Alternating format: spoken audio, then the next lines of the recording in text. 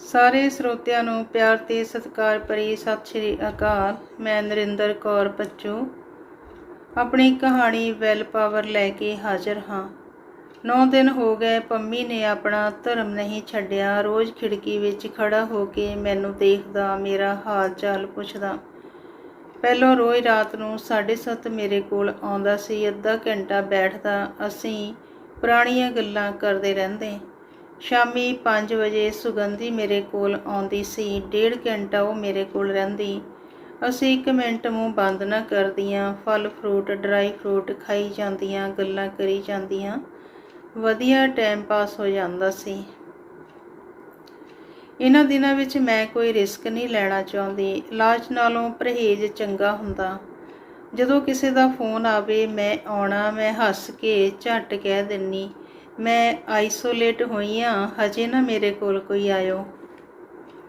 ਇੱਕ ਦਿਨ ਮੈਨੂੰ ਮਾੜਾ ਜਿਹਾ ਬੁਖਾਰ ਚੜ੍ਹਿਆ ਸੀ, ਹੋਰ ਕੁਝ ਨਹੀਂ। ਡਾਕਟਰ ਕਹਿੰਦਾ ਦੀਦੀ 14-15 ਦਿਨ ਅੰਦਰ ਰਹੋ। ਇਸ ਬਿਮਾਰੀ ਨਾਲੋਂ ਡਰ ਜ਼ਿਆਦਾ। ਚਲੋ ਇਹ ਟਾਈਮ ਵੀ ਵਧੀਆ ਨਿਕਲ ਰਿਹਾ। ਨੰਦਨੀ ਮੈਨੂੰ ਲੰਚ ਭੇਜ ਦਿੰਦੀ। ਉਹਨੂੰ ਵੀ ਮੈਂ ਕਹਿ ਦਿੱਤਾ ਸੀ ਆਪ ਨਾ ਆਵੀਂ, ਕੰਮ ਵਾਲੀ ਹੱਥ ਭੇਜ ਦੇਵੀਂ। ਸੁਗੰਧੀ ਮੈਨੂੰ ਨਾਸ਼ਤਾ ਭੇਜ ਦਿੰਦੀ।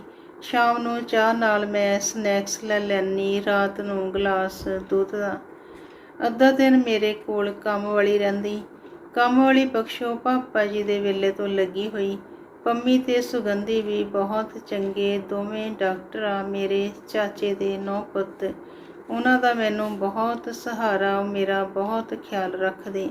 ਸਾਡੇ ਪਾਪਾ ਜੀ ਵੀ ਸਾਨੂੰ ਸਾਰੀਆਂ ਭੈਣਾਂ ਨੂੰ ਬਹੁਤ ਪਿਆਰ ਕਰਦੇ ਸੀ। ਜਾਣ ਤੋਂ ਪਹਿਲਾਂ ਮੇਰੇ ਪਾਪਾ ਜੀ ਮੈਨੂੰ ਕਹਿੰਦੇ, ਬੇਟਾ ਤੂੰ ਮੇਰੀ ਬਹਾਦਰ ਧੀ ਏ। ਮਹਾਦੇਵ ਜੋ ਕਰਦੇ ਠੀਕ ਕਰਦੇ, ਤੂੰ ਕੋਈ ਗੱਲ ਦਿਲ 'ਚ ਨਹੀਂ ਲਿਆਉਣੀ। ਹੁਣ ਮੈਂ ਲੇਟੀ ਆ, ਸਾਹਮਣੇ ਦੀਵਾਰ 'ਤੇ ਮਾਂ ਪਾਪਾ ਜੀ ਦੀ ਫਰੇਮ ਕੀਤੀ ਵੱਡੀ ਫੋਟੋ ਲੱਗੀ ਹੋਈ।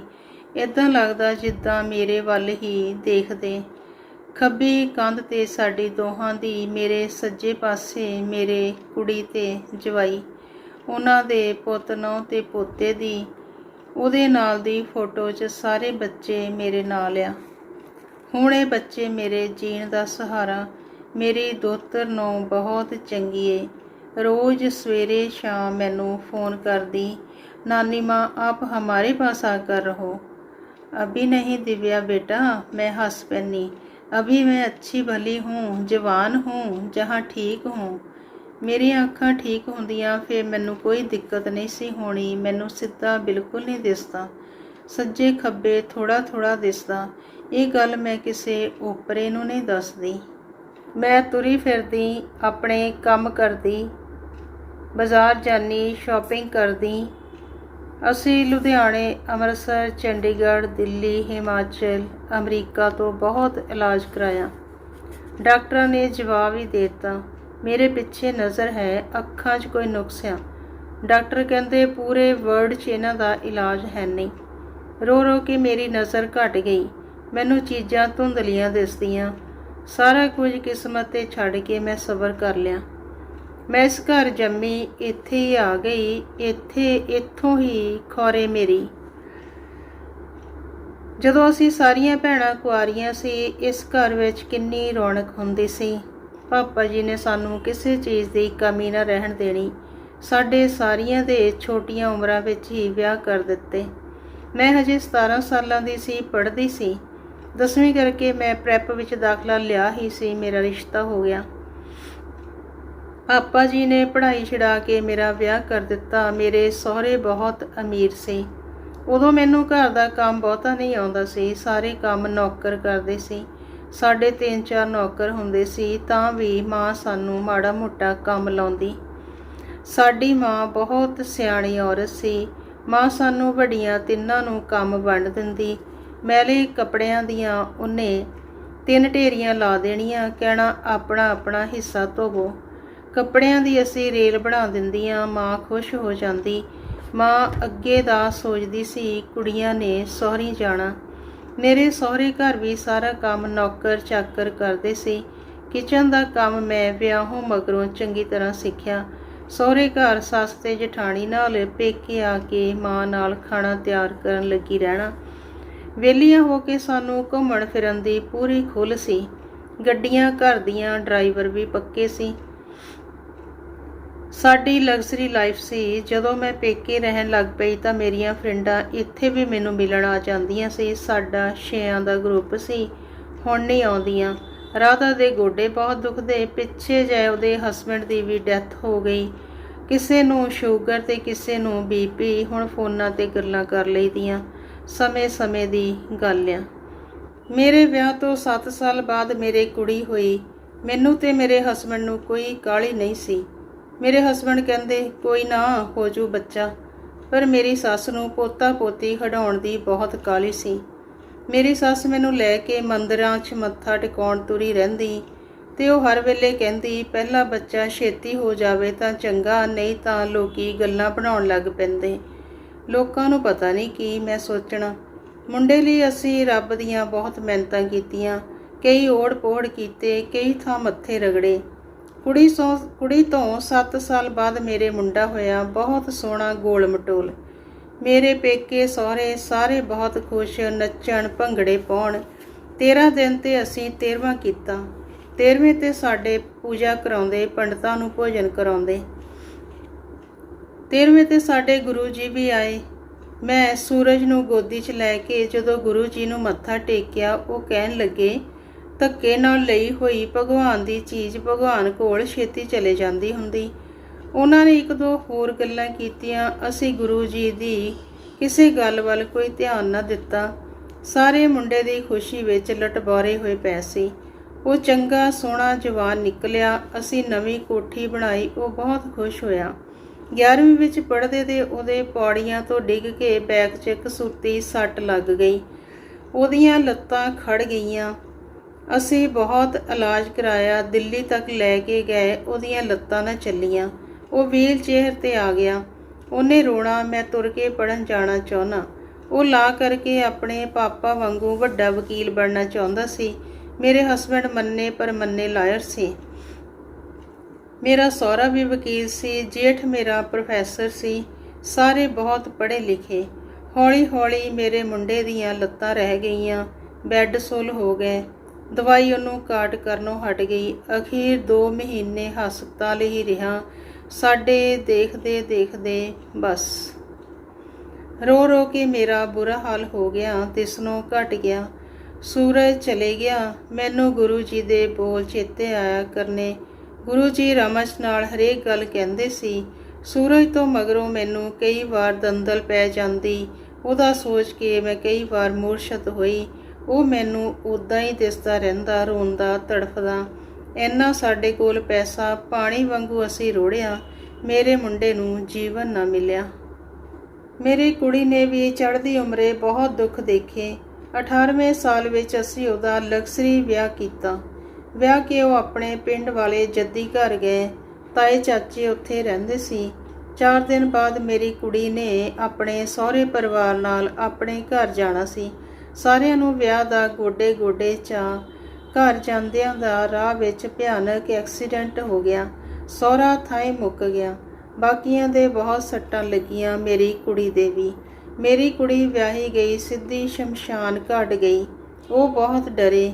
ਪਤਾ ਨਹੀਂ ਮੇਰੇ ਸਹੁਰੇ ਮੇਰੇ ਬਾਰੇ ਕੀ ਸੋਚਣਗੇ। ਇਹ ਭਾਗਣ, ਇਹਦੀ ਆਈ ਤੋਂ ਸਹੁਰਾ ਮੁੱਕ ਗਿਆ, ਕਿਤੇ ਮੇਰੇ ਨਾਲ ਮਾੜਾ ਸਲੂਕ ਨਾ ਕਰਨ।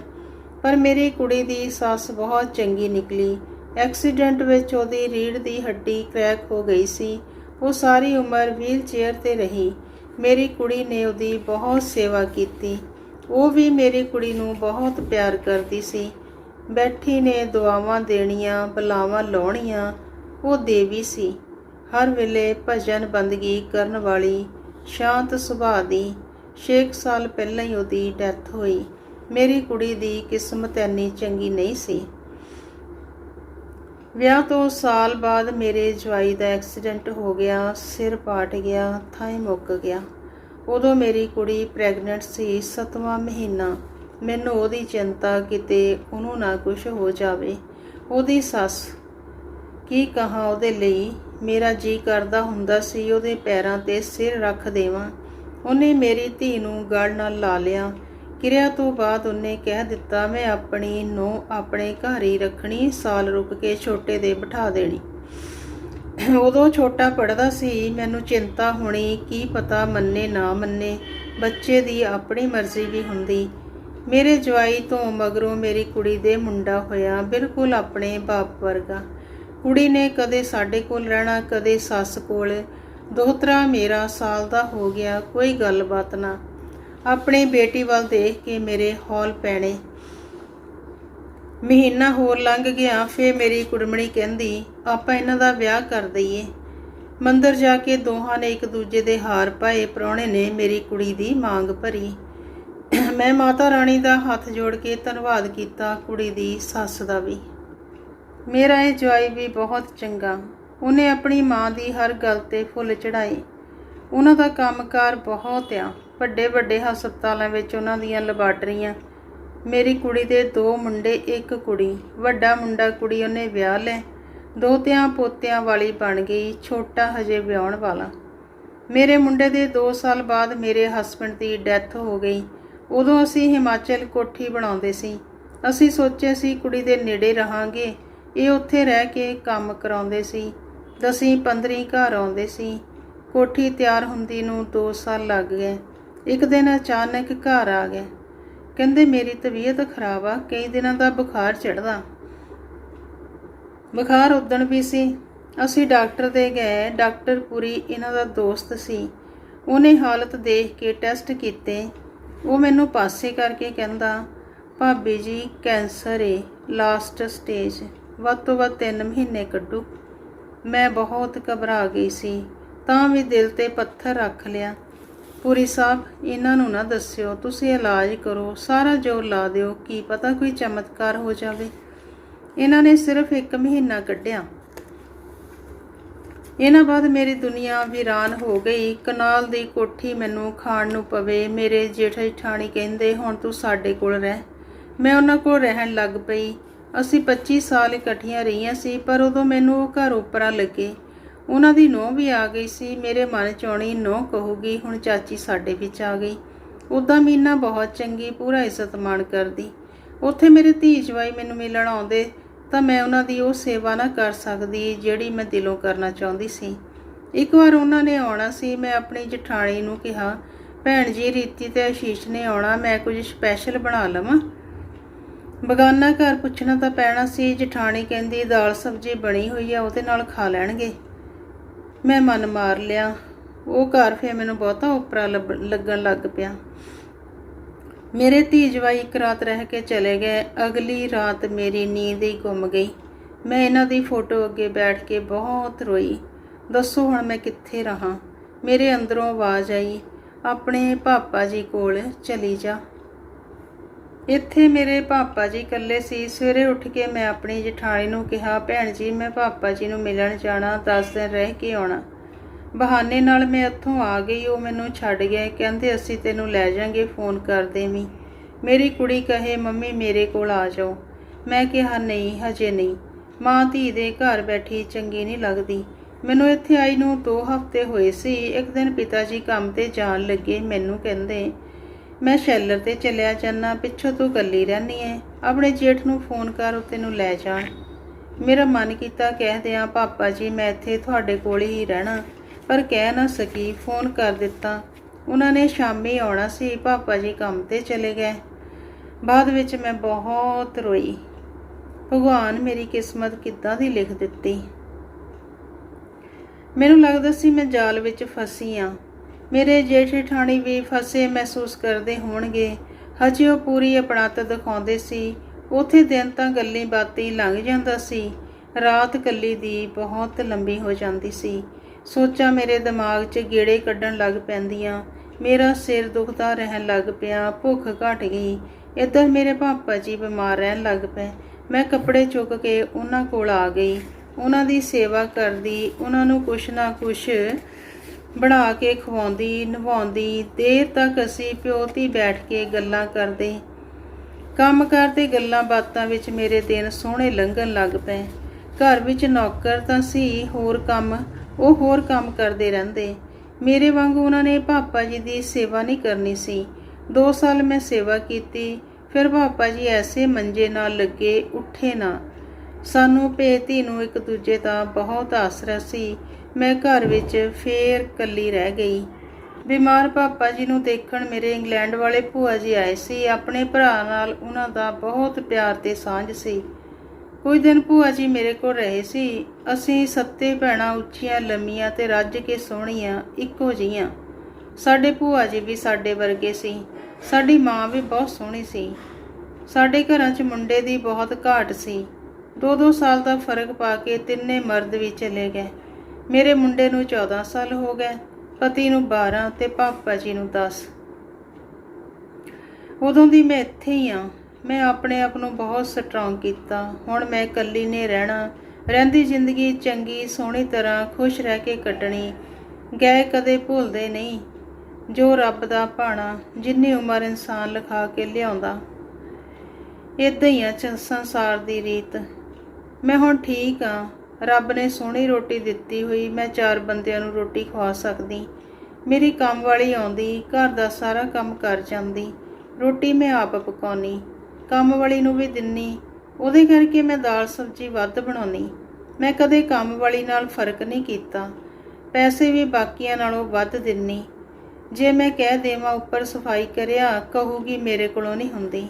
ਜਦੋਂ ਮੈਂ ਕਹਿ ਦਿਆਂ 50 ਲੈ ਲਵੀਂ ਤਾਂ ਝੱਟ ਤਿਆਰ ਹੋ ਜਾਂਦੀ।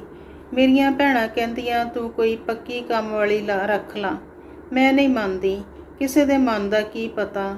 ਹੋਰ ਮੈਂ ਇਕੱਲੀ ਚੰਗੀ ਆ, ਮੌਜਾਂ 'ਚ ਆ। ਮੈਂ ਸਾਰਾ ਦਿਨ ਟੈਲੀਵਿਜ਼ਨ ਲਾਈ ਰੱਖਦੀ, ਭਜਨ ਸੁਣਦੀ, ਸੀਰੀਅਲ ਦੇਖਦੀ, ਖਬਰਾਂ ਸੁਣਦੀ, ਗਾਣੇ ਸੁਣਦੀ। ਮੇਰੇ ਕੰਨਾਂ 'ਚ ਆਵਾਜ਼ਾਂ ਪੈਂਦੀਆਂ ਰਹਿੰਦੀਆਂ। ਘਰ 'ਚ ਰੌਣਕ ਲੱਗੀ ਰਹਿੰਦੀ। ਟਾਈਮ ਦੀ ਗੱਲ ਆ। ਇਕੱਲਿਆਂ ਨੂੰ ਵੀ ਰਹਿਣਾ ਆ ਹੀ ਜਾਂਦਾ। ਕਦੇ ਕਿਸੇ ਨਾ ਕਿਸੇ ਚੈਨਲ 'ਤੇ ਸੰਤਾਂ ਮਹਾਤਮਾ ਦੇ ਪ੍ਰਵਚਨ ਚੱਲਦੇ ਰਹਿੰਦੇ, ਉਹ ਸੁਣ ਲੈਂਦੀ। ਮੈਨੂੰ ਘਰ ਵਿੱਚ ਕਦੇ ਇਕੱਲਾਪਨ ਮਹਿਸੂਸ ਨਹੀਂ ਹੁੰਦਾ। 2 ਕਿਰਾਏਦਾਰ ਰਹਿੰਦੇ। ਕਿਰਾਏਦਾਰਾਂ ਦੀਆਂ ਘਰ ਵਾਲੀਆਂ ਚੰਗੀਆਂ, ਸਾਫ਼ ਸਫਾਈ ਵਾਲੀਆਂ ਮਿਲਣਸਾਰ। ਜਦੋਂ ਕਦੇ ਕੁਛ ਖਾਸ ਬਣਾਉਣ, ਢੋਕਲਾ, ਡੋਸਾ, ਮਨਚੂਰੀਅਨ ਮੈਨੂੰ ਜ਼ਰੂਰ ਦਿੰਦੀਆਂ। ਮੈਂ ਵੀ ਵੇਸਣ, ਖੋਏ, ਡਰਾਈ ਫਰੂਟ ਦੀਆਂ ਪਿੰਨੀਆਂ ਬਣਾਈ ਰੱਖਦੀ, ਉਹਨਾਂ ਨੂੰ ਜ਼ਰੂਰ ਦਿੰਨੀ। ਪਾਪਾ ਜੀ ਬੜੇ ਚਾਅ ਨਾਲ ਖਾਂਦੇ ਹੁੰਦੇ ਸੀ। ਪਾਪਾ ਜੀ ਦੀ ਕਿਰਿਆ ਵਾਲੇ ਦਿਨ, ਕਿਰਿਆ ਤੋਂ ਬਾਅਦ ਪੰਚਾਇਤ ਜੁੜ ਗਈ। ਸਾਰੇ ਪਾਪਾ ਜੀ ਦੇ ਕਮਰੇ ਵਿੱਚ ਬੈਠੇ ਸੀ। ਮੇਰਾ ਜੇਠ ਉੱਠਿਆ, ਹੱਥ ਜੋੜ ਕੇ ਕਹਿੰਦਾ, ਅੱਜ ਕੁੰਤੀ ਨੂੰ ਅਸੀਂ ਆਪਣੇ ਨਾਲ ਲੈ ਜਾਣਾ। ਇੱਧਰੋਂ ਮੇਰੇ ਚਾਚਾ ਜੀ ਨੇ ਉੱਠ ਕੇ ਹੱਥ ਜੋੜ ਦਿੱਤੇ। ਜੀ ਬੇਟਾ, ਕੁੰਤੀ ਤੁਹਾਡੀ ਅਮਾਨਤ ਹੈ ਜੀ, ਸਦਕੇ ਲੈ ਜਾਓ। ਪਰ ਇੱਕ ਗੱਲ ਅੱਜ ਮੈਂ ਤੁਹਾਨੂੰ ਸਾਰਿਆਂ ਨੂੰ ਦੱਸਣੀ ਚਾਹੁੰਦਾ। ਇਹਦੇ ਪਾਪਾ ਜੀ ਦੀ ਖੁਆਇਸ਼ ਸੀ ਕੁੰਤੀ ਮੇਰੇ ਮਗਰੋਂ ਇੱਥੇ ਹੀ ਰਹੂਗੀ। ਕੁੰਤੀ ਦੀ ਵੀ ਇਹੋ ਇੱਛਾ। ਜਦੋਂ ਪਾਪਾ ਜੀ ਬਿਮਾਰ ਸਨ, ਉਹਨਾਂ ਮੇਰੀਆਂ ਸਾਰੀਆਂ ਭੈਣਾਂ ਨੂੰ ਸੱਦਿਆ। ਸਾਡੇ ਭੂਆ ਜੀ ਵੀ ਇੱਥੇ ਹੀ ਸੀ। ਪਾਪਾ ਜੀ ਉਹਨਾਂ ਨੂੰ ਕਹਿੰਦੇ, ਹੁਣ ਕੁੰਤੀ ਨੇ ਇੱਥੇ ਹੀ ਰਿਹਾ ਕਰਨਾ। ਇਹ ਕੁੰਤੀ ਦਾ ਘਰ ਆ। ਇਹਦੇ ਨਾਲ ਤੁਹਾਡਾ ਪੇਕਾ ਘਰ ਖੁੱਲ੍ਹਾ ਰਹੂਗਾ। ਤੁਸੀਂ ਸਾਰੀਆਂ ਇਹਦੇ ਕੋਲ ਆਇਆ ਜਾਇਆ ਕਰਿਓ। ਇਹਨੂੰ ਕਿਸੇ ਨੇ ਇਸ ਘਰੋਂ ਕੱਢਣਾ ਨਹੀਂ। ਇਹ ਬਹੁਤ ਦੁਖੀ ਆ। ਪਿਤਾ ਜੀ ਰੋਣ ਲੱਗ ਗਏ। ਅਸੀਂ ਵੀ ਸਾਰੀਆਂ। ਸਾਡਾ ਇਹ ਘਰ ਬਹੁਤ ਵੱਡਾ। ਪਿਛਲੇ ਕਮਰੇ ਪਾਪਾ ਜੀ ਦੇ ਵੇਲੇ ਤੋਂ ਕਿਰਾਏ 'ਤੇ ਚੜ੍ਹੇ ਰਹਿੰਦੇ। ਜਦੋਂ ਮੈਂ ਆਪਣਾ ਮਨ ਬਣਾ ਲਿਆ ਮੈਂ ਇੱਥੇ ਰਹਿਣਾ, ਸਭ ਤੋਂ ਪਹਿਲਾਂ ਮੈਂ ਨਵੀਂ ਫਰਿੱਜ ਲਿਆਂਦੀ। ਪਾਪਾ ਜੀ ਕਹਿੰਦੇ ਕੀ ਕਰਨੀ ਸੀ, ਹੈਗੀ ਸੀ। ਪਾਪਾ ਜੀ ਉਹ ਬਹੁਤ ਪੁਰਾਣੀ ਹੋ ਗਈ, ਸੋਹਣੀ ਨਹੀਂ ਲੱਗਦੀ ਸੀ। ਮੈਂ ਸੋਹਣੀ ਤਰ੍ਹਾਂ ਰਹਿਣਾ, ਇਹ ਗੱਲ ਮੈਂ ਆਪਣੇ ਦਿਲ ਵਿੱਚ ਹੀ ਰੱਖੀ। ਪਾਪਾ ਜੀ ਕਹਿੰਦੇ ਠੀਕ ਆ। ਮਗਰੋਂ ਮੈਂ ਨਵੇਂ ਬੈੱਡ, ਨਵੇਂ ਮੈਟਰਸ ਲਿਆਂਦੇ। ਸਾਰਿਆਂ ਨੇ ਮੇਰੇ ਕੋਲ ਆਉਣਾ ਜਾਣਾ। ਨਵੇਂ ਪਰਦੇ ਲਾਏ। ਬਗੀਚੀ ਵਿੱਚ ਮਾਲੀ ਕੋਲੋਂ ਫੁੱਲ ਲਗਵਾਏ। ਵਿਹੜੇ ਵਿੱਚ ਗਮਲੇ ਰਖਵਾਏ। ਸੋਹਣੇ ਫੁੱਲ, ਹਰਿਆਲੀ ਦੇਖ ਕੇ ਮੇਰਾ ਮਨ ਖਿੜ ਜਾਂਦਾ। ਮਾਲੀ ਹਫ਼ਤੇ ਪਿੱਛੋਂ ਆਉਂਦਾ, ਗੋਡੀ ਗੁੱਡੀ ਕਰਦਾ, ਪਾਣੀ ਦਿੰਦਾ, ਆਪਣੀਆਂ ਸਲੌਤਾਂ ਬਹੁਤ ਕਰਦਾ। मेरे हाथ लगने से सूखे भी हरे हो जाते हैं माता जी। मैं क्या छोटू, भगवान होर बरकत पावे तेरे हत्थां 'ਚ। मैं पैसे दिन्नी, फड़ के मत्थे नूं लाउंदा। लक्ष्मी की कदर करनी चाहिए। बेकदरी मैं भी कदे नहीं कीती। मैं सोच लिया जिन्ना चिर जीना सोहनी तरह जीना। मैं घट्टो घट्ट 15 साल होर जीवांगी। हुण मैं 72-73 दी हाँ, पर 60 दी लगदी। ਇਹ ਮੇਰੀ ਵੈਲ ਪਾਵਰ ਆ। ਮੈਂ ਗੱਲ ਕਰਦੀ ਸੀ ਪੰਚਾਇਤ ਦੀ। ਉਹਨਾਂ ਦੀਆਂ ਗੱਲਾਂ ਸੁਣ ਕੇ ਮੇਰਾ ਮਨ ਭਰ ਭਰ ਡੁੱਲੇ। ਚਾਚਾ ਜੀ ਤੋਂ ਬਾਅਦ ਮੇਰਾ ਛੋਟਾ ਭਣਵਈਆ ਖੜਾ ਹੋਇਆ। ਉਹ ਮੈਨੂੰ ਬੱਚਿਆਂ ਵਰਗਾ, ਮੇਰੀ ਬਹੁਤ ਇੱਜ਼ਤ ਕਰਦਾ, ਮੈਨੂੰ ਮਾਤਾ ਕਹਿੰਦਾ। ਉਹਦੇ ਬੱਚੇ ਮੈਨੂੰ ਨਾਨੀ ਕਹਿੰਦੇ। ਛੋਟੀ ਭੈਣ ਮੇਰੇ ਨਾਲੋਂ 18 ਸਾਲ ਛੋਟੀ, ਉਹਦਾ ਘਰ ਵਾਲਾ। ਉਹ ਕਹਿੰਦਾ ਤੁਸੀਂ ਸਾਰੇ ਆਪੋ ਆਪਣੀ ਕਹੀ ਜਾਂਦੇ, ਪਹਿਲਾਂ ਮਾਤਾ ਨੂੰ ਪੁੱਛੋ ਉਹ ਕਿੱਥੇ ਰਹਿਣਾ ਚਾਹੁੰਦੀ। ਮੈਨੂੰ ਪੁੱਛਿਆ, ਮੈਂ ਕਹਿ ਦਿੱਤਾ ਮੈਂ ਇੱਥੇ ਠੀਕ ਹਾਂ, ਜਦੋਂ ਤੱਕ ਮੈਂ ਇੱਥੇ ਰਹਿ ਸਕਦੀ, ਜਦੋਂ ਨਾ ਰਹਿ ਹੋਇਆ ਮੈਂ ਤੁਹਾਨੂੰ ਦੱਸ ਦਿਆਂਗੀ। ਹਜੇ ਮੇਰਾ ਸਰੀਰ ਚੱਲਦਾ, ਮੈਂ ਇੱਥੇ ਬਹੁਤ ਵਧੀਆ ਖੁਸ਼ ਹਾਂ, ਇੰਡੀਪੈਂਡੈਂਟ। ਇੱਥੇ ਮੈਨੂੰ ਚੰਗਾ ਵੀ ਲੱਗਦਾ। ਪਾਪਾ ਜੀ ਕਰਕੇ ਸਾਰੇ ਮੇਰਾ ਹਾਲ ਚਾਲ ਪੁੱਛਦੇ। ਸਾਡੇ ਪਾਪਾ ਜੀ ਦਾ ਇਲਾਕੇ ਵਿੱਚ ਬਹੁਤ ਨਾਂ ਆ। ਸਾਡੀ ਕੋਠੀ ਨੂੰ ਤਾਲਾ ਲੱਗ ਗਿਆ ਸੀ। ਗੇਟ ਕੋਲ ਅਸੀਂ ਇੱਕ ਕਮਰਾ ਬਣਾ ਕੇ ਕੋਠੀ ਦੀ ਦੇਖਭਾਲ ਲਈ ਨੌਕਰ ਰੱਖਿਆ ਸੀ। ਫੈਮਿਲੀ ਵਾਲਾ ਯੂਪੀ ਦਾ ਸੀ, ਬਹੁਤ ਚੰਗਾ ਸੀ। ਬਾਅਦ ਵਿੱਚ ਉਹਦੇ ਮਨ 'ਚ ਬੇਈਮਾਨੀ ਆ ਗਈ। ਮੈਂ ਜਦੋਂ ਕਦੇ ਜੇਠ ਜਠਾਣੀ ਕੋਲ ਜਾਂਦੀ, ਕੋਠੀ ਚੱਕਰ ਜ਼ਰੂਰ ਲਾਉਂਦੀ। ਪਿੱਛੇ ਜੇ ਗਈ ਤਾਂ ਆਲੇ ਦੁਆਲੇ ਵਾਲੇ ਕਹਿਣ, ਕਈ ਦਿਨਾਂ ਦਾ ਤੁਹਾਡੀ ਕੋਠੀ 'ਚ ਰੋਜ਼ ਰਾਤ ਨੂੰ ਖੜਕਾ ਹੁੰਦਾ। ਅੰਦਰ ਜਾ ਕੇ ਦੇਖਿਆ, ਟੂਟੀਆਂ ਲਾਈਆਂ ਹੋਈਆਂ, ਵਾਸ਼ਿੰਗ ਮਸ਼ੀਨ ਦਾ ਖੋਲ ਪਿਆ, ਪੁਰਜੇ ਕੱਢ ਲਏ, ਗੀਜ਼ਰ, ਪੱਖੇ, ਭਾਂਡੇ। ਮਰ ਜਾਣਾ, ਸਾਰਾ ਕੁਝ ਚੱਕ ਕੇ ਲੈ ਗਿਆ। ਪੁੱਛਗਿੱਛ ਕੀਤੀ, ਪਹਿਲਾਂ ਮੰਨੇ ਨਾ। ਮੇਰੇ ਜੇਠ ਨੇ ਪੁਲਿਸ ਬੁਲਾਈ ਤਾਂ ਵਗ ਪਿਆ। ਉਹਨੂੰ ਕੁੱਟਣ ਲੱਗੇ, ਮੈਂ ਮਨਾ ਕਰ ਦਿੱਤਾ। ਗਰੀਬ ਆ, ਨਾ ਮਾਰੋ, ਇਹਦੇ ਕੋਲੋਂ ਕੁਝ ਨਹੀਂ ਮਿਲਣਾ, ਨਾ ਮੈਨੂੰ ਕੁਝ ਚਾਹੀਦਾ। ਮੈਂ ਸੋਚਿਆ ਇਹ ਚੀਜ਼ਾਂ ਮੇਰੀ ਕਿਸਮਤ ਵਿੱਚ ਹੈ ਨਹੀਂ ਸੀ। ਮੈਂ ਉਹਨੂੰ ਕੋਲੋਂ 1000 ਦਿੱਤਾ, ਜਾ ਕਿਰਾਇਆ ਭਾੜਾ ਲਾ ਲਈ, ਸਮਾਨ ਚੱਕ, ਇੱਥੋਂ ਕਿਤੋਂ ਦੂਰ ਚਲਿਆ ਜਾ, ਮੁੜ ਕੇ ਨਾ ਆਵੀਂ, ਨਹੀਂ ਤਾਂ ਇਹਨਾਂ ਨੇ ਤੈਨੂੰ ਮਾਰ ਦੇਣਾ। ਐਡੀ ਵੱਡੀ ਕੋਠੀ ਕੀ ਕਰਨੀ। ਹੁਣ ਮੈਂ ਵੇਚਣੀ ਲਾਈ ਹੋਈ। ਇਸ ਬਿਮਾਰੀ ਮਹਾਮਾਰੀ ਕਰਕੇ ਪ੍ਰਾਪਰਟੀ ਦੇ ਰੇਟ ਇੱਕਦਮ ਗਿਰ ਗਏ। ਘਾਟੇ 'ਚ ਨਹੀਂ ਵੇਚਣੀ, ਸਾਰੇ ਕੰਮ ਬੰਦ ਹੋਏ ਪਏ। ਹਾਏ ਹਾਏ ਵੇ ਕਰੋਨਿਆ, ਜਾ ਹੁਣ ਜਿੱਥੋਂ ਤੂੰ ਆਇਆ। ਇਹਨਾਂ ਦਿਨਾਂ ਵਿੱਚ ਮੇਰੇ ਫੋਨ ਦੀ ਘੰਟੀ ਵੱਜਦੀ ਰਹਿੰਦੀ। ਕਈ ਵਾਰ ਮੈਂ ਤੰਗ ਹੋ ਜਾਂਦੀ। Turn turn turn. ਥੋੜ੍ਹੇ ਦਿਨ ਪਹਿਲਾਂ ਮੇਰੇ ਫੋਨ ਦੀ ਰਿੰਗਟੋਨ ਡੈੱਡ ਹੋ ਗਈ ਸੀ। ਬੈਟਰੀ ਵੀ ਝੱਟ ਮੁੱਕ ਜਾਇਆ ਕਰੇ। ਕਿਸੇ ਦਾ ਫੋਨ ਆਉਣਾ, ਮੈਨੂੰ ਪਤਾ ਨਾ ਲੱਗਣਾ। ਮੇਰੀਆਂ ਭੈਣਾਂ ਬੱਚਿਆਂ ਨੇ ਗੁਆਂਢੀਆਂ ਦੇ ਫੋਨ ਕਰ ਕਰਕੇ ਪੁੱਛਣਾ, ਕੁੰਤੀ ਠੀਕ ਆ, ਮਾਤਾ ਠੀਕ ਆ। ਮੇਰੀ ਦੋਹਤਰ ਨੂੰ ਮੇਰਾ ਬੜਾ ਫਿਕਰ ਰਹਿੰਦਾ। ਕਹਿੰਦੀ ਨਾਨੀ ਮਾँ आप न्यू फ़ोन ले लो, ओल्ड को छोड़ो। मैं कहा बेटा हम लोग ऐसे ही हैं, ओल्ड को ही गोल्ड समझते हैं। मैं नवा फ़ोन आप नहीं कदे खरीदिया। मैनू फ़ोन मेरी दोहतर नौ लैके दिंदी। अखां दी डॉक्टर आ, नेचर बहुत अच्छी साडी नूंह दी। नानी माँ कैसे हो, आज आपने क्या बनाया, क्या खाया, डेली अच्छी डाइट लिया करो। फ़ोन करके दिव्या मैनू खुश कर दिंदी। ਜਦੋਂ ਮੈਂ ਉਹਨਾਂ ਕੋਲ ਜਾਨੀ, ਉੱਥੋਂ ਆਪਣੇ ਪੂਰੇ ਸਰੀਰ ਦੀ ਰਿਪੇਅਰ ਕਰਾ ਕੇ ਆਉਣੀ। ਮੇਰੇ ਜਵਾਈ ਦੀ ਡਾਕਟਰਾਂ ਨਾਲ ਬਹੁਤ ਵਾਕਫੀਅਤ ਆ। ਚੈੱਕਅਪ, ਦਵਾਈਆਂ ਸਭ ਫ੍ਰੀ, ਝਟਪਟ ਸਾਰਾ ਕੰਮ ਹੋ ਜਾਂਦਾ। ਨਾ ਵੇਟ ਕਰਨੀ ਪੈਂਦੀ, ਨਾ ਲਾਈਨ 'ਚ ਲੱਗਣਾ ਪੈਂਦਾ। ਬੱਚੇ ਮੈਨੂੰ ਬਹੁਤ ਪਿਆਰ ਕਰਦੇ। ਇੱਥੇ ਆਉਣ ਨਾ ਦੇਣਗੇ, ਹਮਾਰੇ ਪਾਸ ਹੀ ਰਹੋ।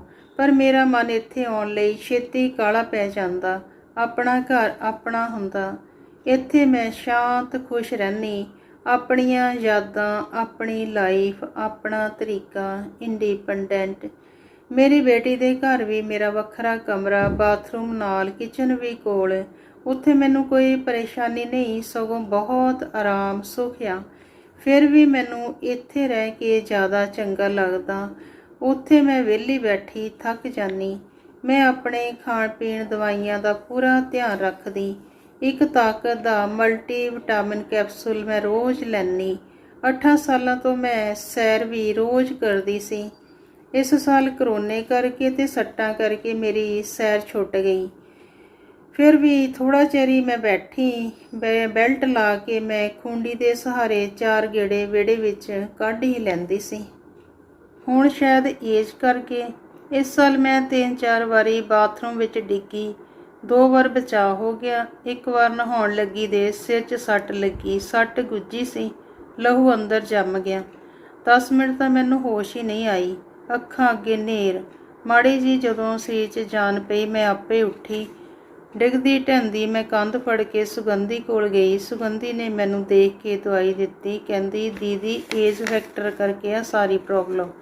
ਆਪਣਾ ਅੱਛੀ ਤਰ੍ਹਾਂ ਧਿਆਨ ਰੱਖਿਆ ਕਰੋ। ਫੋਨ ਹਰ ਵੇਲੇ ਕੋਲ ਰੱਖਿਆ ਕਰੋ। ਇੱਦਾਂ ਕੁਛ ਹੋਵੇ ਤਾਂ ਮੈਨੂੰ ਫੋਨ ਕਰ ਦਿਆ ਕਰੋ। ਉਸ ਤੋਂ ਬਾਅਦ ਮੈਂ ਬਾਥਰੂਮ ਵਿੱਚੋਂ ਫੱਟਾ ਚੁੱਕ ਕੇ ਕੁਰਸੀ ਰੱਖ ਲਈ। ਮਹੀਨੇ ਮਗਰੋਂ ਕੇਸੀ ਨਹਾਉਣ ਲੱਗੀ, ਕੁਰਸੀ ਪਲਟ ਗਈ। ਇਸ ਵਾਰ ਚੂਲਾ ਹਿੱਲ ਗਿਆ। ਬੜੀ ਔਖੀ ਨਹਾਤੀ। ਲੱਤਾਂ ਘੜੀਸਦੀ ਮਸਾਂ ਬੈੱਡਰੂਮ 'ਚ ਗਈ। ਸੁਗੰਧੀ ਨੂੰ ਫੋਨ ਕੀਤਾ। ਦਵਾਈਆਂ ਦੇ ਨਾਲ ਉਹਨੇ ਮੇਰੇ ਖਾਣ ਪੀਣ ਦਾ ਵੀ ਬਹੁਤ ਧਿਆਨ ਰੱਖਿਆ। 2-2.5 ਮਹੀਨੇ ਮੈਨੂੰ ਚੂਲੇ ਨੇ ਬਹੁਤ ਤੰਗ ਕੀਤਾ। ਜਦੋਂ ਲੇਟ ਕੇ ਉੱਠਣਾ ਉਦੋਂ ਦਰਦ ਬਹੁਤ ਜ਼ਿਆਦਾ ਹੁੰਦਾ ਸੀ, ਸਹਿ ਨਹੀਂ ਸੀ ਹੁੰਦਾ। ਫਿਰ ਮੇਰੇ ਮਨ 'ਚ ਡਿਪਰੈਸ਼ਨ ਜਿਹਾ ਆਉਣ ਲੱਗਦਾ। ਹਾਇਆ, ਇਹ ਦਰਦ ਮੇਰੀ ਜਾਨ ਲੈ ਕੇ ਰਹੂਗਾ। ਹੁਣ ਮੈਂ ਚੱਲ ਫਿਰ ਨਹੀਂ ਸਕੂੰਗੀ। ਕਿਤੇ ਅੰਦਰ ਪਈ ਹੀ ਨਾ ਮਰ ਜਾਵਾਂ। ਇਸ ਉਮਰ ਵਿੱਚ ਬੰਦੇ ਦੀ ਵੈਲ ਪਾਵਰ ਘਟਣ ਲੱਗ ਜਾਂਦੀ। ਪਰ ਮੈਂ ਆਪਣੇ ਆਪ ਨੂੰ ਬਹੁਤ ਕਰੜਾ ਕੀਤਾ। ਮੈਂ ਕਿਹਾ, ਮੈਂ ਆਪਣੀ ਵੈਲ ਪਾਵਰ ਘਟਣ ਨਹੀਂ ਦੇਣੀ। ਸੁਗੰਧੀ ਨੇ ਮੇਰੀ ਬਹੁਤ ਕੇਅਰ ਕੀਤੀ। ਮੈਨੂੰ ਉਹਨੇ ਹੌਸਲਾ ਦੇਣਾ। ਬੈਠੀ ਦਾ ਮੇਰਾ ਪੇਟ ਵੀ ਵੱਧ ਗਿਆ। ਹੁਣ ਮੈਂ ਬਗੀਚੀ 'ਚ ਸ਼ਾਮ ਨੂੰ ਸੈਰ ਕਰ ਲੈਂਦੀ, ਸਿਰਫ 10 ਮਿੰਟ। ਹੌਲੀ ਹੌਲੀ ਟਾਈਮ ਵਧਾਵਾਂਗੀ, ਫਿਰ ਪਹਿਲਾਂ ਵਾਲੀ ਰੂਟੀਨ ਬਣਾਵਾਂਗੀ। ਪੇਟ ਨੇ ਆਪੇ ਹੀ ਹੇਠਾਂ ਆ ਜਾਣਾ। ਪਹਿਲਾਂ ਮੈਂ ਇਕੱਲੀ ਨੇ ਸੈਰ ਸ਼ੁਰੂ ਕੀਤੀ ਸੀ, ਸਾਥ ਨਹੀਂ ਭਾਲਿਆ ਸੀ। 2 ਸਾਲ ਤੋਂ ਨੰਦਨੀ ਮੇਰੇ ਨਾਲ ਜਾਣ ਲੱਗ ਗਈ ਸੀ। ਮੇਰੇ ਸੱਟ ਲੱਗੀ ਤੋਂ ਉਹ ਇਕੱਲੀ ਜਾਂਦੀ ਰਹੀ। ਇੱਕ ਦਿਨ ਉਹਦੇ ਰਾਹ 'ਚ ਕੋਈ ਬੰਦਾ ਨੰਗਾ ਹੋ ਕੇ ਖੜਾ ਹੋ ਗਿਆ। ਉਹ ਮੇਰੇ ਕੋਲ ਆ ਕੇ ਦੱਸੇ, ਦੀਦੀ ਮੈਂ ਤਾਂ ਡਰ ਹੀ ਗਈ। ਉਹ ਛਲੇਡਾ ਜਿਹਾ ਪਤਾ ਨਹੀਂ ਕਿੱਥੋਂ ਆ ਗਿਆ। ਸਵੇਰੇ ਹੀ ਉਹਨੂੰ ਅੱਗ ਲੱਗੀ ਹੋਈ ਸੀ। ਭਾਂਬੜ ਬਣਿਆ ਮੱਚਦਾ ਪਿਆ ਸੀ। ਹਾਏ ਰਾਮ, ਮੈਂ ਨਹੀਂ ਜਾਇਆ ਕਰਨਾ ਇਕੱਲੀ ਨੇ। ਨੰਦਨੀ ਦੀ ਸੈਰ ਵੀ ਛੁੱਟ ਗਈ। ਮੈਨੂੰ ਲੱਗਦਾ ਇਸ ਸਾਲ ਮੇਰੇ 'ਤੇ ਮੰਗਲ ਸ਼ਨੀ ਦਾ ਪ੍ਰਕੋਪ ਪੈ ਗਿਆ। ਡਿੱਗਣ ਕਰਕੇ ਮੇਰੇ ਸਾਰੇ ਕੰਮ ਧਰੇ ਧਰਾਏ ਰਹਿ ਗਏ। ਜਰਾ ਠੀਕ ਹੋਈ ਮੈਂ ਨੰਦਨੀ ਨੂੰ ਕਿਹਾ, ਚੱਲ ਬਾਜ਼ਾਰ ਚੱਲੀਏ। ਦਾਲਾਂ ਸਬਜ਼ੀਆਂ ਮੁੱਕੀਆਂ ਹੋਈਆਂ, ਬਿੱਲ ਵੀ ਜਮ੍ਹਾਂ ਕਰਾਉਣਾ, ਫੇਸ਼ੀਅਲ ਵੀ ਕਰਾਉਣੀ। ਸਹਿਜੇ ਸਹਿਜੇ ਅਸੀਂ ਸਾਰੇ ਕੰਮ ਕਰ ਲਏ। ਸਮਾਨ ਲੈ ਕੇ ਆਟੋ 'ਚ ਬੈਠਣ ਲੱਗੀ ਤਾਂ ਲੱਤ ਚੱਕ ਨਾ ਹੋਈ। ਬੜੀ ਆਵਾਜ਼ਾਰੀ, ਬੜਾ ਦਰਦ ਹੋਇਆ। ਆਟੋ ਵਾਲੇ ਮੁੰਡੇ ਨੇ ਮੈਨੂੰ ਸਹਾਰਾ ਦੇ ਕੇ ਆਟੋ ਵਿੱਚ ਬਿਠਾਇਆ। ਮੇਰੇ ਮਨ ਵਿੱਚ ਕਰੋਨੇ ਦਾ ਭੂਤ ਵੜ ਗਿਆ। ਮੈਂ ਮਾਸਕ ਵਿੱਚੋਂ ਨੰਦਨੀ ਨੂੰ ਕਿਹਾ, ਨੰਦਨੀ ਲੱਗਦਾ ਮੈਨੂੰ ਕਰੋਨੇ ਨੇ ਜਕੜ ਲਿਆ। ਤੂੰ ਮੇਰੇ ਤੋਂ ਦੂਰ ਹੋ ਕੇ ਬੈਠ, ਕਿਤੇ ਤੈਨੂੰ ਨਾ। ਬੜੀ ਮੁਸ਼ਕਲ ਨਾਲ ਮੈਂ ਆਟੋ ਵਿੱਚੋਂ ਉਤਰ ਕੇ ਕਮਰੇ ਤੱਕ ਪਹੁੰਚੀ। ਸ਼ਾਮ ਨੂੰ ਨੰਦਨੀ ਨੇ ਘਰੇ ਡਾਕਟਰ ਸੱਦ ਲਿਆ। ਸਾਡਾ ਤੇ ਨੰਦਨੀ ਹੁਣਾਂ ਦਾ ਫੈਮਿਲੀ ਡਾਕਟਰ ਆ ਪਰਮਾਰ। ਉਹਦਾ ਮੁੰਡਾ ਵੀ ਡਾਕਟਰ ਬਣ ਗਿਆ, ਵਿਵੇਕ। ਵਿਵੇਕ ਨੇ ਇਲੈਕਟ੍ਰੋਨਿਕ ਥਰਮਾਮੀਟਰ ਮੇਰੇ ਮੱਥੇ ਨੂੰ ਲਾਇਆ। ਦੀਦੀ ਡਰਨਾ ਨਹੀਂ, ਘਬਰਾਉਣਾ ਨਹੀਂ, ਥੋੜ੍ਹਾ ਬੁਖਾਰ ਆ। ਤੁਸੀਂ 14-15 ਦਿਨ ਘਰੋਂ ਬਾਹਰ ਨਹੀਂ ਨਿਕਲਣਾ, ਨਾ ਕੋਈ ਤੁਹਾਡੇ ਕੋਲ ਆਵੇ। ਉੱਦਾਂ ਤੁਸੀਂ ਠੀਕ ਹੋ, ਫਿਕਰ ਨਹੀਂ ਕਰਨਾ। ਸਾਡਾ ਫੈਮਿਲੀ ਡਾਕਟਰ ਕਰਕੇ ਰਾਏ ਚੰਗੀ ਦਿੰਦਾ। ਲੋੜਾ ਹੀ ਆ ਗਿਆ, ਕਿੱਦਾਂ ਦਾ ਟਾਈਮ ਆ ਗਿਆ। ਨੰਦਨੀ ਮੈਨੂੰ ਕਹਿੰਦੀ, ਦੀਦੀ ਚੰਗਾ ਹੋਇਆ ਤੁਹਾਨੂੰ ਕਰੋਨਾ ਨਹੀਂ, ਇਹ ਬਹੁਤ ਭੈੜੀ ਬਿਮਾਰੀ ਆ। ਜਿੱਦਾਂ ਡਾਕਟਰ ਨੇ ਕਿਹਾ ਹੁਣ ਤੁਸੀਂ ਉੱਦਾਂ ਹੀ ਕਰੋ, ਕੁਆਰੰਟਾਈਨ ਹੋ ਜਾਓ, ਇਹੋ ਸਹੀ ਆ। ਖਾਣਾ ਮੈਂ ਬਣਾ ਕੇ ਭੇਜ ਦਿਆ ਕਰਾਂਗੀ। ਸਫਾਈ ਕੱਪੜੇ ਕੰਮ ਵਾਲੀ ਕਰ ਜਾਂਦੀ ਸੀ। ਕੱਲ੍ਹ ਉਹ ਵੀ ਛਿੱਕਾਂ ਮਾਰੇ। ਮੈਂ ਉਹਨੂੰ ਵੀ ਹਫ਼ਤੇ ਦੀਆਂ ਛੁੱਟੀਆਂ ਦੇ ਦਿੱਤੀਆਂ। ਕਹਿੰਦੀ, ਕੋਈ ਨਾ ਦੀਦੀ, ਉੱਦਾਂ ਹੀ ਆ, ਮੈਂ ਆ ਜਾਇਆ ਕਰੂੰ। ਮੈਂ ਕਿਹਾ, ਤੂੰ ਵੀ ਥੋੜ੍ਹੇ ਦਿਨ ਆਰਾਮ ਕਰ ਲਾ, ਬਿਮਾਰ ਨਾ ਹੋ ਜਾਈ, ਨਹੀਂ ਤਾਂ ਔਖਾ ਹੋਊ। ਕੰਮ ਵਾਲੀ ਦੇ ਪੈਸੇ ਮੈਂ ਕਦੇ ਨਹੀਂ ਕੱਟੇ। ਮੈਂ ਘਰ ਹੋਵਾਂ ਭਾਵਾਂ ਨਾ ਹੋਵਾਂ, ਮਹੀਨੇ ਦੇ ਪੈਸੇ ਉਹਨੂੰ ਮੈਂ ਪੂਰੇ ਦਿੰਨੀ। ਤਦੇ ਟਿਕੀ ਹੋਈ ਆ। ਮੈਂ ਹਫ਼ਤਾ 15 ਦਿਨ ਭੈਣਾਂ ਕੋਲ ਲਾ ਆਉਂਦੀ, ਮਹੀਨਾ ਕੁੜੀ ਕੋਲ। ਮੈਂ ਇੰਜੋਏ ਕਰਦੀ ਹੁਣ ਆਪਣੀ ਲਾਈਫ। ਨੰਦਨੀ ਨੂੰ ਵੀ ਮੈਂ ਫੋਨ ਕਰ ਦਿੱਤਾ, ਰੋਟੀ ਕਮਰੇ ਦੇ ਬਾਹਰ ਮੇਜ਼ 'ਤੇ ਰੱਖ ਦਿਆ ਕਰੋ, ਮੈਂ ਆਪੇ ਚੁੱਕ ਲਿਆ ਕਰੂੰ। ਕੱਲ੍ਹ ਮੇਰੀ ਫਰੈਂਡ ਗੁਰਜੀਤ ਦਾ ਫੋਨ ਆਇਆ, ਤੂੰ ਘਰ ਆ? ਮੈਂ ਤੇਰੇ ਵੱਲ ਆਉਣ ਲੱਗੀ। ਉਹ ਕਦੇ ਕਦੇ ਆਉਂਦੀ ਹੁੰਦੀ, ਅਸੀਂ ਆਪਣੇ ਦੁੱਖ ਸੁੱਖ ਕਰ ਲਈਦੇ। ਮੈਂ ਉਹਨੂੰ ਦੱਸਿਆ ਮੈਂ ਆਈਸੋਲੇਟ ਹੋਈ ਆ, ਸਮਝ ਲਾ ਕੁਛ ਦਿਨਾਂ ਲਈ ਭੋਰੇ 'ਚ ਪਈ ਆ, ਹਜੇ ਤੂੰ ਮੈਨੂੰ ਮਿਲਣ ਨਾ ਆਵੀਂ, ਜੇ ਕੋਈ ਗੱਲ ਕਰਨੀ ਤਾਂ ਫੋਨ ਤੇ ਕਰ ਲਾ। ਉਹ ਰੋਣ ਲੱਗ ਗਈ। ਮੈਂ ਬਹੁਤ ਦੁਖੀ ਆ। ਅੱਜ ਕੁੜੀ ਦਾ ਫੋਨ ਆਇਆ, ਪ੍ਰਾਹੁਣੇ ਨੇ ਉਹਨੂੰ ਬਹੁਤ ਕੁੱਟਿਆ, ਘਰ ਨੂੰ ਨਿੱਕੀ ਨਿੱਕੀ ਗੱਲ ਤੇ ਕਲੇਸ਼ ਖੜਾ ਕਰੀ ਰੱਖਦੀ, ਮੈਂ ਕਿੱਧਰ ਜਾਵਾਂ। ਗੁਰਜੀਤ ਨੂੰ ਨਾ ਜਵਾਈ ਚੰਗਾ ਲੱਭਾ ਨਾ ਨੋ, ਰੋਈ ਜਾਵੇ। ਮੈਂ ਕਿਹਾ ਗੁਰਜੀਤ, ਰੋ ਕੇ ਜ਼ਿੰਦਗੀ ਨਹੀਂ ਕੱਟੀ ਜਾਂਦੀ, ਮੇਰੇ ਵੱਲ ਵੇਖਦੀ ਏ ਨਾ ਤੂੰ, ਮੇਰੇ ਨਾਲ ਕਿੰਨੀਆਂ ਟ੍ਰੈਜਡੀਆਂ ਹੋਈਆਂ। ਮੈਂ ਅੰਦਰੋਂ ਬਹੁਤ ਦੁਖੀ ਆ, ਪਰ ਮੈਂ ਆਪਣੀ ਵੈਲ ਪਾਵਰ ਨਹੀਂ ਛੱਡੀ, ਤੇਰੇ ਸਾਹਮਣੇ ਜੀਨੀ ਆ, ਖੁਸ਼ ਰਹਿੰਦੀ ਆ। ਮੈਂ ਠੀਕ ਹੋ ਜਾਵਾਂ ਫੇਰ ਤੂੰ ਆਵੀਂ, ਆਪਾਂ ਬੈਠ ਕੇ ਗੱਲ ਕਰਾਂਗੇ। ਉਹ ਤਾਂ ਬੁੱਸ-ਬੁੱਸ ਕਰਨੋਂ ਨਾ ਹਟੇ। ਮੈਂ ਆਪਣਾ ਇਕਾਂਤਵਾਸ ਪੂਰਾ ਕਰਨਾ, ਹਜੇ ਮੈਂ ਹੋਰ ਜੀਣਾ, 15-20 ਸਾਲ ਹੋਰ, ਆਪਣੇ ਦੋਹਤਰੇ ਦਾ ਵਿਆਹ ਦੇਖਣਾ, ਉਹਦੇ ਬੱਚੇ ਖਿਡਾਉਣੇ। ਮੈਂ ਹੁਣ ਬਿਲਕੁਲ ਠੀਕ ਹਾਂ। ਫਿਰ ਤਿਲਕਾ ਨਾ ਬਾਥਰੂਮ ਵਿੱਚ ਮੈਂ ਮੈਟ ਰਖਵਾ ਲਿਆ, 2 ਨਵੇਂ ਸੂਟ ਸੀਨੇ ਦੇ ਦਿੱਤੇ। ਟੇਲਰ ਨੂੰ ਮੈਂ ਤਕੀਦ ਕੀਤੀ, ਭਈਆ ਮੈਨੂੰ ਸੂਟਾਂ ਨਾਲ ਦੇ 2 ਮਾਸਕ ਵੀ ਬਣਾ ਦੇਵੀਂ। ਧੰਨਵਾਦ ਜੀ।